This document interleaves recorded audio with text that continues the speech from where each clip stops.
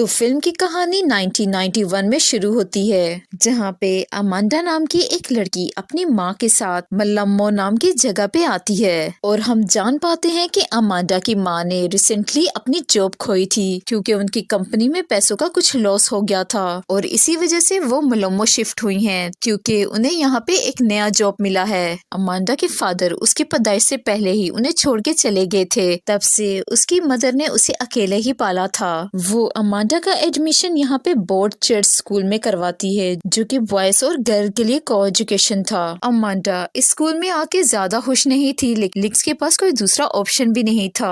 अब यहाँ पे हमें एक और बात बताई जाती है कि जस्ट रिसेंटली ही अमांडा को एक स्पेसिफिक किस्म का नाइटमेयर दिखाई देने लगा है, जिसमें चारों तरफ माहौल लाल रंग का होता है और लोग मरे हुए होते हैं और एक अनजान एंटिटी अमांडा की तरफ बढ़ रही होती है। खैर यहाँ से सीन इस बोर्डिंग स्कूल को चलाने वाली सिस्टर जेन की तरफ फोकस करता है। सिस्टर जेन को लोग मदर सुपीरियर कहते हैं और वो बहुत स्ट्रिक्ट सी है। मदर सुपीरियर फोन पे किसी फादर जॉन से बात कर रही थी और इन दोनों की बातों से हम समझ पाते हैं कि ये स्कूल अब खतरे में है और ऐसा इसलिए था कि स्टेट एजुकेशनल बोर्ड इन सारे कैथोलिक स्कूलों को अपने अंडर ले रहा था। एक तो इसकी वजह ये थी कि ये स्कूल ऑप्टिकल कैपेसिटी पे नहीं चल रहे थे और यहाँ के अनसुपरवाइज्ड टीचर बच्चों के साथ ही सो जाते थे। स्टेट एजुकेशन बोर्ड की तरफ से मदर सुपीरियर को बहुत से लेटर आए थे, लेकिन वो इसे इग्नोर करती आई थी। फादर जॉन उसे कहते हैं कि इस बार मदर सुपीरियर को बोर्ड ऑफ एजुकेशन से मिलना ही पड़ेगा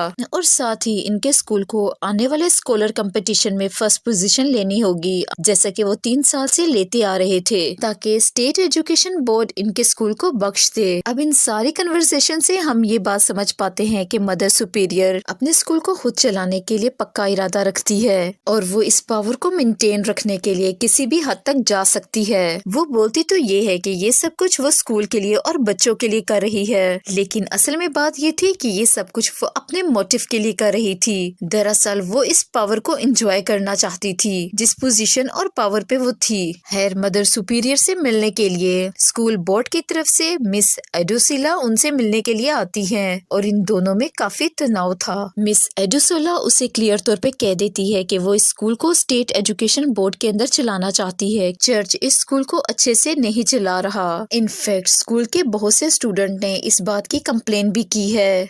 खैर मदर सुपीरियर इस बात को मानने के लिए तैयार नहीं थी और वो अपनी मीटिंग मिस एडुसोला से फ्यूचर डेट पे शेड्यूल कर देती है। अब यहाँ से कहानी फिर से अमांडा पे फोकस करती है, जिसकी एडना नाम की एक दोस्त बन गई है। एंडा काफी अच्छी लड़की थी और वो अमांडा के साथ काफी बातें शेयर किया करती थी। एडना अमांडा को स्कूल का टूर करवाती है और यहाँ पे हम सिस्टर रूथ को देख पाते हैं जो कि पिछले 20 सालों से बोली ही नहीं है। खैर वो प्रे करती हैं और चली जाती हैं और इसके अलावा कुछ नहीं करती। खैर इसके बाद मदर सुपीरियर को दिखाया जाता है जो कि सभी बच्चों को इकट्ठा करती है कि वो उन्हें अपना भाषण दे सके। लाइक अपने बिहेवियर को ठीक करो, एग्जाम्स की तैयारी अच्छे से करो, रात को देर से बाहर मत जाओ और इसी तरह की बहुत सी बातें। यहाँ पे एंडा अपनी दोस्त अमांडा को लड़कों के एक ग्रुप से बाज रहने का कहती है और इस ग्रुप में 4 लड़के थे जिनके नाम थे लैश, केडी, तकम्बू और आईडी। लैश इनका लीडर था और ये स्कूल में काफी पॉपुलर थे क्योंकि स्कूल के सबसे स्मार्ट 4 लड़के यही थे और इन्हीं की बदौलत ये स्कूल पिछले 3 सालों से स्कॉलर कंपटीशन जीतती आई थी, जिसकी वजह से स्कूल का एकेडमिक बैकग्राउंड बहुत बढ़िया था।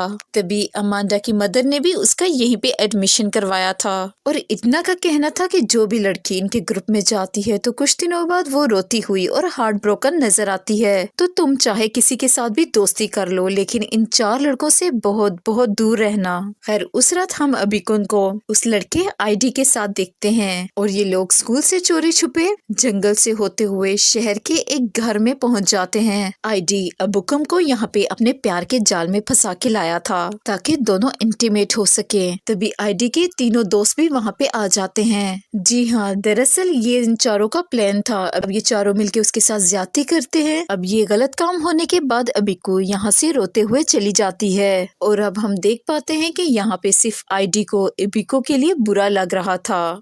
और इसीलिए वो अबीको के लिए जंगल की तरफ भागता है। लेकिन तभी यहाँ पे अचानक से लाल रंग का माहौल बन जाता है। तभी एक अनजान एंटिटी आईडी को जान से मार डालती है। और यहाँ पे हैरानगी की बात ये थी कि इसी तरह का रेड माहौल अमांडा के ख्वाब में भी आता है। इनफैक्ट अमांगा एकदम से चौंक के उठ भी जाती है जब ये कत्ल होता है। और इसी दौरान अबीकुन रोते हुए स्कूल आ जाती है, जहाँ पे मदर सुपीरियर उसे सवाल जवाब करती हैं। अबीकुन उन्हें बताती है कि उसके साथ क्या हुआ, लेकिन मदर सुपीरियर उल्टा उसी को डांट देती है ये कि तुमने रूल तोड़ा है और रात को बाहर क्यों गई। मदर सुपीरियर अबीकुन की बात मानती भी नहीं है और उसे डांट के यहाँ से भगा देती हैं। और साथ ही वो अबीको को धमकाती भी है कि वो इस बारे में किसी को ना बताए। साथ ही वो लड़कों के रूम में आती है, जहाँ पे तीनों लड़के भाग के आ गए थे और सोने का नाटक कर रहे थे।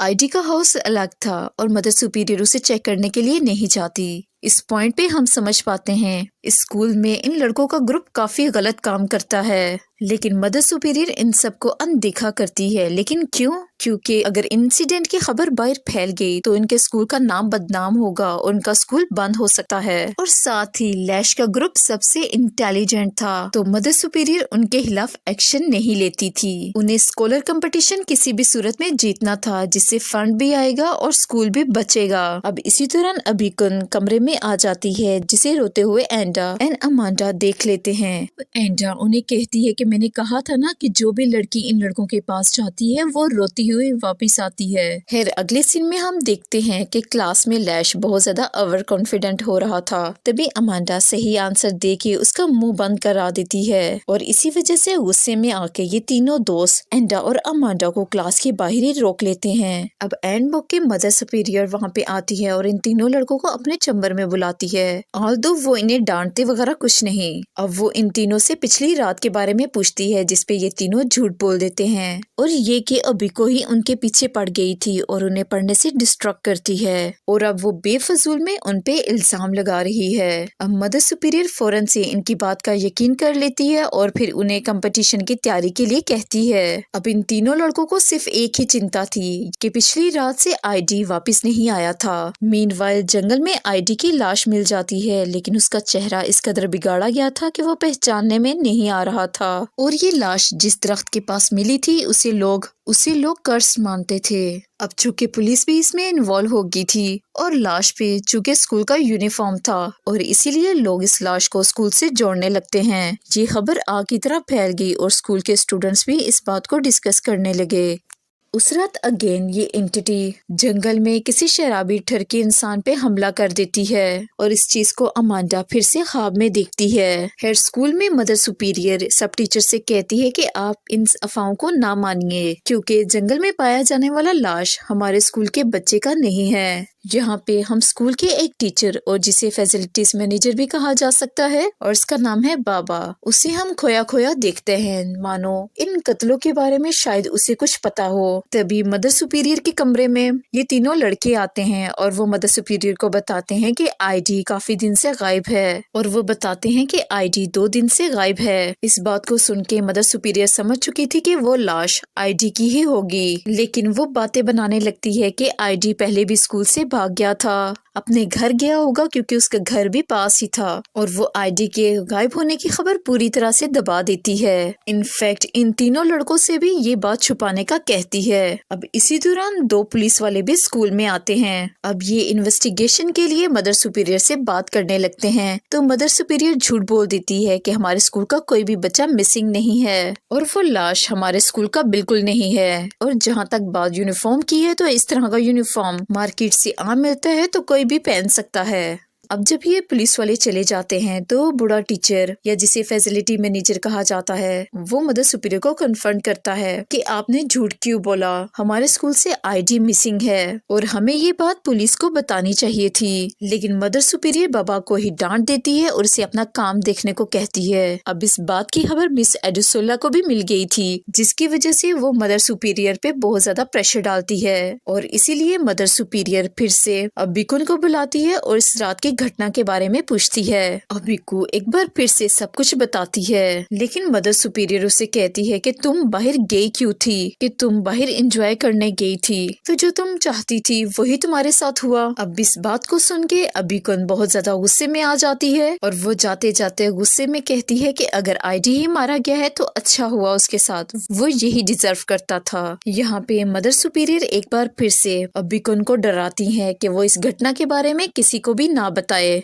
दूसरी तरफ लैश को भी चिंता थी और उनको लगता था कि आईडी को में भी अबिको ने ही मारा है। अब ये तीनों अबिको को धमकाने लगते हैं कि ऐन वक्त में वहाँ पे बाबा आ जाते हैं और यूं वो तीनों यहाँ से निकल जाते हैं। तभी उस रात एक चोर जंगल में एक लेडी के पैसे चुराने की कोशिश करता है। तभी वहाँ पे रेड माहौल बनता है। वो अनजान एंटिटी उस आदमी को मार गिराती है। खुशकिस्मती से पुलिस वालों को उस चोर की लाश मिल जाती है और वहाँ पे बाबा भी मौजूद थे। बाबा ये लाश देख के समझ जाते हैं, माना कि वो जान चुके हो कि ये सब कुछ कौन कर रहा है। फिर बाबा मदर सुपीरियर के पास जाता है और उनसे कहता है कि इन आदमी को कोई जानवर या कोई इंसान नहीं मार रहा, बल्कि वही एंटिटी मार रही है जो कि 20 साल पहले इस शहर में ऐसा ही कर रही थी। बाबा इस बात से बिल्कुल श्योर था क्योंकि लाश पे जिस तरह के जख्म और निशान पड़े थे, 20 साल पहले हुए कत्ल की लाश पे भी उसी तरह के निशान थे। यहाँ पे बाबा रिवील करते हैं कि 20 साल पहले कुछ तो हुआ था जिसके बाद सिस्टर रूथ ने बात करना बंद कर दी। अब इनको डर था कि ये एंटिटी स्कूल तक ना पहुंच पाए। अब ये सारी बातें सुन के मदर सुपीरियर का एक बार फिर से नेगेटिव रिएक्शन था और वो बाबा पे ही भड़क जाती है। वो बाबा को बेसलेस र्यूमर फैलाने से मना करती है और साथ ही उसे ये याद दिलाती है कि तुम्हें मेरी वजह से ही जॉब मिला है और अगर तुम ये फालतू बातें पुलिस को बताओगे तो स्कूल बंद हो जाएगा और जिसके बाद ना तो सिस्टर रूथ यहाँ पे रहेंगी और ना ही तुम रह पाओगे, जिसका मतलब था कि जॉब भी चली जाएगी और तुम दोनों जुदा भी हो जाओगे। तो सोच लो कि तुम्हें क्या करना है। अब ये सुन के बाबा यहाँ से चला जाता है और इसके बाद मदर सुपीरियर एक टीचर जिसका नाम ईगा होता है उसे बाबा पे नजर रखने का कहती है और इसके बाद बाबा रूथ को बताता है कि 20 साल पहले जिस एंटिटी को तुमने देखा था वो वापस आ गई है और सिस्टर रूथ बहुत ज्यादा डर के फिर से प्रे करने लगती है, लेकिन अब भी वो कुछ बोलती नहीं है। अब हम तीनों दोस्तों को देखते हैं जो कि मिलके अमांडा के साथ कुछ गलत करना चाह रहे थे। अब वो मदर सुपीरियर से कहते हैं कि कंपटीशन की तैयारी के लिए उन्हें एक और साथी की जरूरत है क्योंकि ऑफ कोर्स आईडी मिसिंग था और वो स्टूडेंट अमांडा होनी चाहिए क्योंकि अमांडा स्मार्ट है। अब मदर सुपीरियर फौरन इनकी बात मान लेती है और अमांडा को इनके ग्रुप में शामिल होने का कहती है। अमांडा मना करती है लेकिन मदर सुपीरियर उसे फेल होने की धमकी देती है जिसकी वजह से अमांडा को उनकी बात माननी पड़ती है। तो इनडायरेक्टली मदर सुपीरियर इन तीनों लड़कों की मदद कर रही थी दूसरी लड़कियों के साथ गलत करने में। तो रात 7 बजे इनके ग्रुप का प्रैक्टिस था जहाँ पे अमांडा के साथ एडना भी जाती है उसे सपोर्ट करने के लिए। अब एज यूजुअल ये तीनों कमरा बंद करके इन दोनों लड़कियों के साथ गलत करने की कोशिश करते हैं, लेकिन एंड टाइम पे यहाँ पे बाबा आ जाते हैं और वो इन दोनों लड़कियों को यहाँ से बचा के बाहर ले आते हैं और ये तीनों लड़के कुछ तो पढ़ाई का बहाना बना देते हैं। मीनवाइल पुलिस अभी भी समझ नहीं पा रही थी कि कत्ल आखिर कर कौन रहा है। तभी बाबा पुलिस स्टेशन पहुंचता है और सब कुछ बताने लगता है। तो बाबा की कहानी 20 साल पहले की है। तो इस कहानी के मुताबिक इस टाउन में जो भी नया इंसान आता है तो वो यहाँ रात रहने से पहले तो यहाँ के काबियास, आप इसे चाहे किंग कह ले या रूलर कह ले या यहाँ का टॉप मोस्ट इंसान है, उससे मिलता है। तो 1971 के दौरान सिस्टर रूथ यहीं पे थी और वो प्रॉपर तरीके से बातचीत करती थी। उनकी एक फ्रेंड और कोलीग थी जिसका नाम था रोसमेरी। रोसमेरी का इंट्रोडक्शन उनके जूतों और कपड़ों से होता है कि वो कितने फैशनेबल कपड़े और जूते पहना करती थी। और एक रात ये दोनों जंगल से गुजर रही थी क्योंकि सिस्टर रूथ अपने दोस्त को उसके घर छोड़ने के लिए जा रही थी। रोसमेरी स्कूल में पढ़ाती थी लेकिन शायद वो स्कूल में रहती नहीं थी। स्कूल में मदर सुपीरियर उन्हें अच्छे ड्रेस पहनने से मना करती थी। रोसमेरी सिस्टर रूथ की तरह नन तो नहीं थी लेकिन वो रिलीजियस प्रैक्टिस को फॉलो किया करती थी, यानी उसने किसी के साथ फिजिकल रिलेशन नहीं बनाए थे। She is saving herself for someone special. तो उस रात सिस्टर रूथ रोजमेरी को आधे रास्ते तक पहुंचाती है और जिसके बाद रोजमेरी शॉर्टकट लेते हुए अपने घर तक पहुंचती है। अब रास्ते में रोजमेरी को बोल नाम का एक लड़का मिलता है जो कि अपने दूसरे दो दोस्तों के साथ रोजमेरी के साथ बहुत गलत करता है और इसके बाद रोजमेरी एक पत्थर से उसकी आंख पे मार देती है और जवाब में बोलू भी रोजमेरी को बहुत बुरे तरीके से मारता है, स्पेशली उसके चेहरे पे, जिसकी वजह से रोजमेरी तकरीबन मरने की हालत में आ जाती है। बोलू और उसके दोस्त यहाँ से निकल जाते हैं। तभी रोजमेरी यहाँ पे चिल्ला रही होती है और वो रेंगते हुए उसी दरख्त के पास आ जाती है जिसे हम कर्स ट्री कहते हैं और वो रेड एंटिटी जो कि रोजमेरी को देख रही थी और रोजमेरी भी उसे देख रही थी, माना कि अब ये रेड एंटिटी रोजमेरी को पोजेस करेगी और इसी पॉइंट पे ये फिल्म खत्म हो जाती है। तो दोस्तों ये है ओरिजिन मैडम कोई कोई की कहानी का चैप्टर 1 और यहाँ पे हमारे मन में कई सारे सवाल हैं जिनके जवाब जानना अभी रहते हैं। फॉर एग्जाम्पल यहाँ पे ऐसी कौन सी एंटिटी है जो कि मर्दों को यहाँ पे मारे जा रही है? क्या उस एंटिटी ने रोजमेरी को पोजेस कर लिया? क्या सच में रोजमेरी मारी गई थी? और आखिर 20 साल पहले ऐसा क्या हुआ जिसकी वजह से सिस्टर रूथ ने बोलना ही बंद कर दिया? और इन सब चीजों का अमांडा से क्या ताल्लुक है और इन सब चीजों के सपने उसे क्यों आते हैं? खैर इन सभी सवालों का जवाब इस मूवी के चैप्टर 2 में मिलेगा। तो ये तो थी आज की वीडियो, उम्मीद है आपको पसंद आई होगी।